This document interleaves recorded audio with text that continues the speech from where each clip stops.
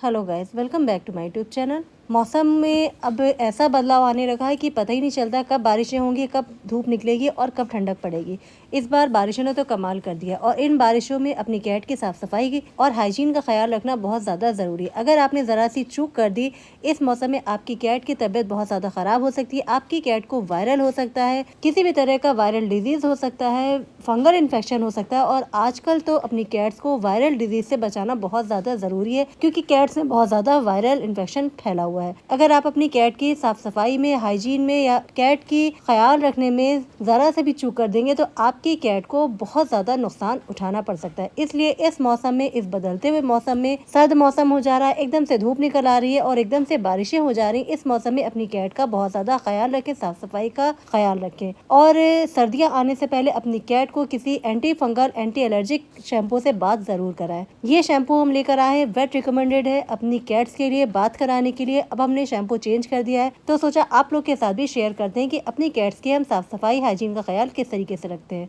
तो ये हमने शैम्पू बाय किया है अपनी कैट्स के लिए और अब इसी शैम्पू से अपनी कैट को हम बात कराएंगे और एंटी एलर्जिक बात कराएंगे और आपको दिखाएंगे कि अपनी कैट्स का anti allergic treatment, anti allergic बात हम किस तरीके से कराते हैं। तो जिस दिन भी धूप निकले, जिस दिन भी मौसम खुला हो, अपनी कैट को आप जरूर नहलाएं, क्योंकि सर्दियां आने से पहले अपनी कैट को नहलाना बहुत ज्यादा जरूरी है। तो सर्दियां आने से पहले अपनी कैट्स को एंटी एलर्जिक, एंटी फंगल बात जरूर कराएं। चलिए आपको दिखाते हैं अपनी कैट्स को फंगल बात, एंटी एलर्जिक बात किस तरीके से कराते हैं। जैसे कि आप सभी को हमने बताया था कि हमारे लियो को किसी तरह की स्किन पे एलर्जी हो गई थी, किसी कीड़े ने काट लिया था, तो डॉक्टर ने रिकमेंड किया था कि अपने लियो को हम एंटी एलर्जिक बात जरूर कराएं। इसके लिए उन्होंने शैम्पू रिकमेंड किया था, जो शैम्पू हमने आपको वीडियो में दिखाया है। कैट को नहलाने के लिए इस मौसम में आप हल्के से गर्म पानी का इस्तेमाल करें। ठंडे पानी से अपनी कैट को बिल्कुल भी ना नहलाएं। जब आप गुनगुने पानी से, ल्यूकवार्म वाटर से अपनी कैट को नहलाएंगे तो कैट्स को भी बहुत ज्यादा अच्छा लगता है ल्यूकवार्म वाटर से नहाना। आप खुद महसूस करेंगे, अगर आप अपनी कैट्स को ठंडे पानी से नहलाते हैं तो कैट्स कितना भागने लगती हैं, इधर से उधर बिदकने लगती हैं। लेकिन जब आप ल्यूकवार्म वाटर से नहलाएंगे तो कैट बहुत आसानी से नहा लेंगी और आपके साथ भी नहाने में सपोर्ट करेंगी। तो शैम्पू हमने ले लिया है और इस शैम्पू को हम आधा मग पानी में घोल लेंगे। शैम्पू का घोल बनाकर ही हमेशा अपनी कैट को नहलाएं। डायरेक्ट शैम्पू कैट की बॉडी पर मत डालें। इससे दो चीज़ें होती है, अगर आप डायरेक्ट शैम्पू कैट की बॉडी में डालेंगे तो वो शैम्पू देर में छूटता है, जल्दी कैट की बॉडी से शैम्पू निकलता नहीं है। और दूसरी चीज़ ये है कि जब आप पानी में शैम्पू और पानी का मिक्सचर बना के कैट को नहलाते हैं तो इससे बहुत ज़्यादा आसानी भी रहती है। शैम्पू वाले पानी को, जो कि anti allergic, anti fungal shampoo है, इस शैम्पू को हमने मग में घोल लिया है और धीरे धीरे ये पूरा पानी और शैम्पू का घोल कैट की बॉडी में डालेंगे, रब करेंगे।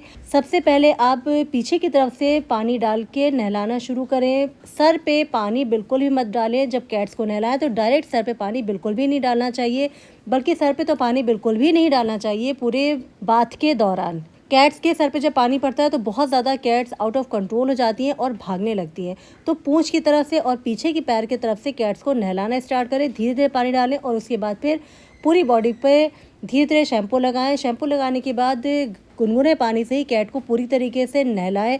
जब तक पूरा शैम्पू कैट की बॉडी से नहीं निकल जाता है तब तक कैट्स को बाथ कराएं।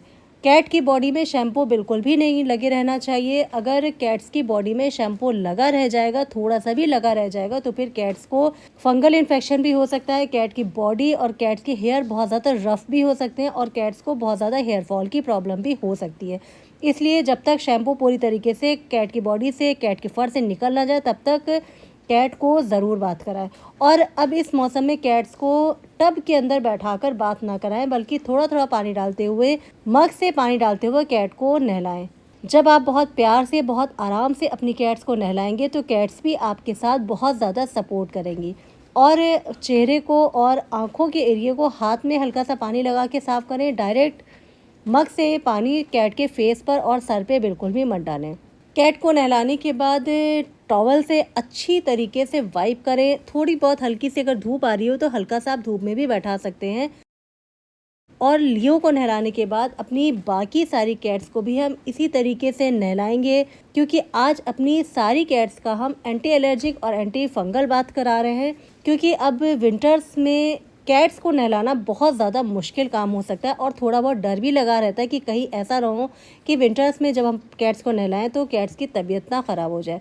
इसलिए हम कोशिश करते हैं कि विंटर्स आने से पहले विंटर्स की सारी तैयारी कर ले। कैट्स का साफ़ सफाई का, हाइजीन का पूरा ख्याल इसीलिए रखते हैं और कैट्स को विंटर आने से पहले अच्छी तरीके से हम अपनी सारी कैट्स को बाथ तो ज़रूर करा लेते हैं।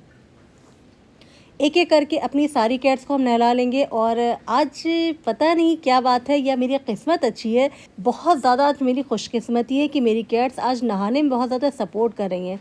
आज थोड़ा सा गुनगुने पानी से, ल्यूकवार्म वाटर से अपनी सारी कैट्स को नहलाया है तो सारी कैट्स ने नहाने में बहुत ज़्यादा सपोर्ट किया है। बहुत प्यार से आज मेरी सारी कैट्स ने नहा लिया है। और बात करने के बाद सारी कैट्स को हम रूम में ले आए और एक एक करके अपनी सारी कैट्स को हम ड्राई करेंगे ड्रायर से। ये काम मेरे लिए सबसे ज़्यादा मुश्किल होता है, कैट्स को ड्राई करना, क्योंकि ड्रायर की आवाज़ से उनके कैट्स इतना ज़्यादा एग्रेसिव हो जाती हैं, डर जाती हैं कि अब इनके साथ ये क्या होने वाला है, जबकि इनके लिए ही अच्छा होता है ड्राई करना।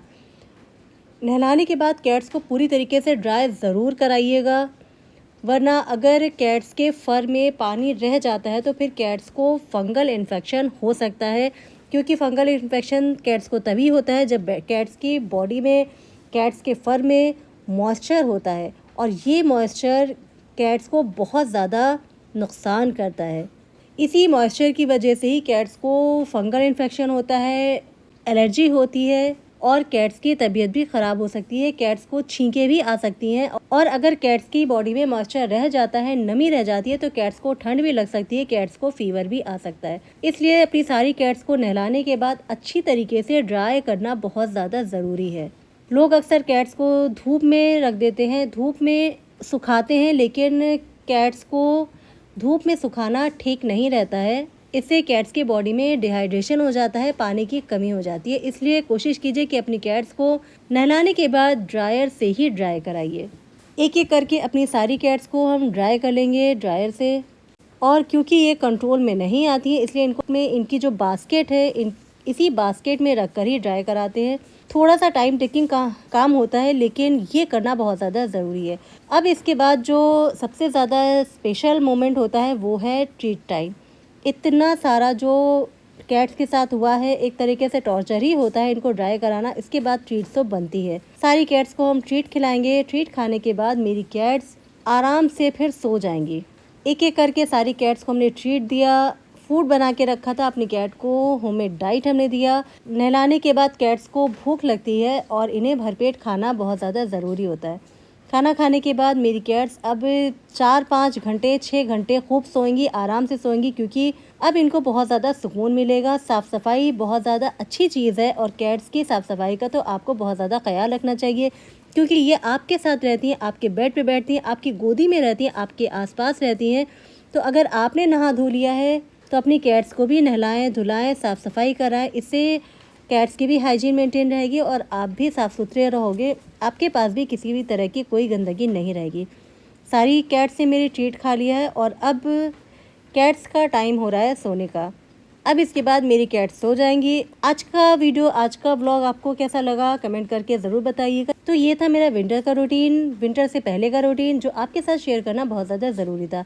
आज की वीडियो आपको कैसी लगी? वीडियो अच्छी लगी हो तो लाइक कीजिएगा, चैनल को सब्सक्राइब नहीं किया तो मेरे चैनल को सब्सक्राइब कर दीजिएगा, औरों के साथ भी शेयर कीजिएगा। साथ में जो बेल आइकॉन का बटन लगा उसे ज़रूर से प्रेस कर दीजिएगा। इससे मेरी आने वाली सारी नई वीडियोस आपको सबसे पहले देखने को मिलेगी। आज की वीडियो को यहीं पर एंड करते हैं और आपसे मिलते हैं नेक्स्ट वीडियो में। तब तक के लिए bye bye. Happy cat parenting.